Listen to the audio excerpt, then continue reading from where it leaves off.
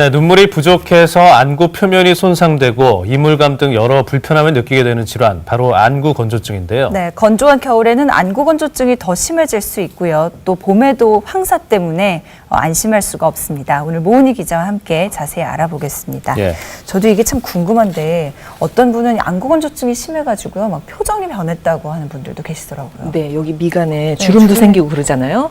그 왜 속된 말로 안습이라는 말 다 아시죠? 네네. 그 안구에 습기 습기 찬다. 찬다. 그러니까 눈물이 맺혀서 촉촉해지는 그런 안타까운 상황을 가리키는데 네. 어떤 사람들은 이게 참 부러울 수도 있습니다. 바로 안구 건조증 환자들이죠. 나이가 들면 몸 전체가 건조해지기 때문에 눈도 자연스럽게 뻑뻑해지지만 요새는 젊은 사람들조차 스마트폰과 컴퓨터 때문에 안구 건조증으로 고생을 많이 합니다. 촉촉한 눈을 지키려면 어떻게 해야 할까요? 오늘 쉽게 따라할 수 있는 눈 운동 요령까지 전해드립니다. 겨울철 바람은 차고 매섭지요. 그래서 실내에서는 난방기구의 따뜻한 바람으로 몸을 녹이곤 하는데요. 이처럼 차고 건조한 환경에 노출되면 우리의 몸도 건조해지기 쉽습니다.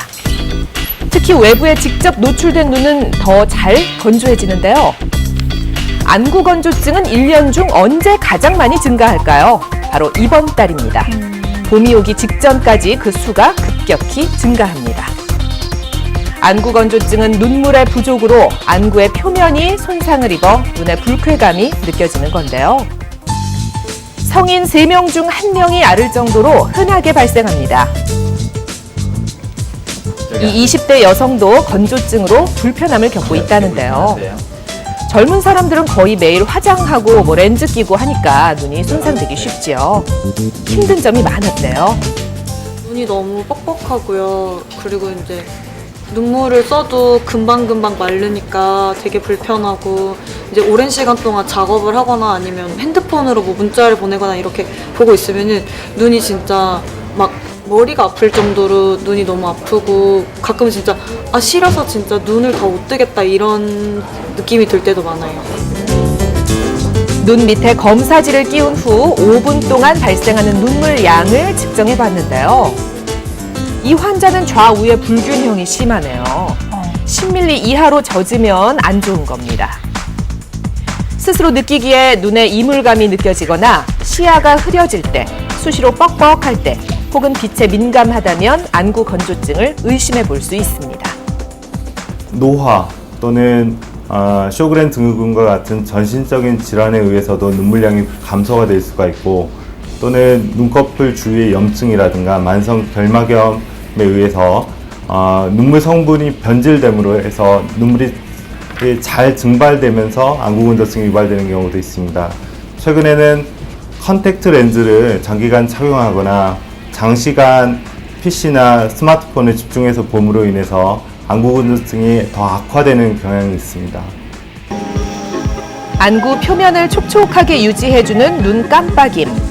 요새는 스마트폰 사용이 특히 눈 깜빡임에 악영향을 주는데요. 대화를 나눌 때와 스마트폰을 사용할 때 눈 깜빡임 횟수를 1분 동안 측정한 결과 스마트폰을 사용하면 불과 5회밖에 되지 않았습니다.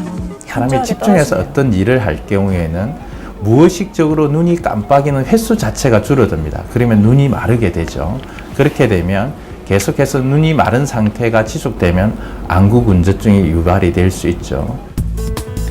흔하게 발생하는 질환이라 무심코 넘기는 경우가 많지만 증상이 심해질 경우 사물이 흐리게 보이는 시력 저하까지 이어지고요. 또한 부족한 눈물은 손상된 안구 표면에 이물질을 거르지 못해서 각종 염증을 일으키기도 합니다. 그만큼 적절한 치료가 중요한데요.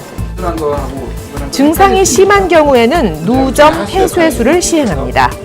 눈물이 빠져나가는 길인 눈물의 배출점을 막아서 눈물이 계속 눈에 머무르도록 하는 거지요. 그리고 일반적으로는 인공 눈물을 사용해서 눈물의 기본 성분을 보충하는 경우가 많은데요. 이것도 제대로 알고 써야 합니다. 어떻게 해야 되나요? 눈물량 넣는 횟수가 지나치게 많아지면 내 눈에서 분비되는 눈물량이 오히려 줄어들 수가 있습니다. 그래서 가급적이면 하루에 4회에서 6회 이내로 제한해서 사용하시는 편이 눈 건강을 지키는 데 좋겠습니다. 안구 건조를 예방하려면 실내에서 적절한 습도를 유지하고요. 중간중간 눈의 피로를 풀어주는 마사지도 도움이 되는데요. 어떤 운동이 좋을까요? 우리가 눈을 한번 깜빡거린다는 의미는 눈물막이 코팅을 해주는 의미가 있기 때문에 눈이 건조하다고 느낄 때는 눈을 좀 지그시 감았다가 눈을 뜨는 이런 운동을 해주는 게 오히려 안구 건조증에는 도움이 될 것 같습니다. 자, 들으셨듯이 눈을 지그시 감았다 뜨고요. 다음으로 눈을 감은 상태에서 동서남북으로 쭉 굴리면 눈의 피로를 풀어주면서 안구 건조증에 도움이 됩니다.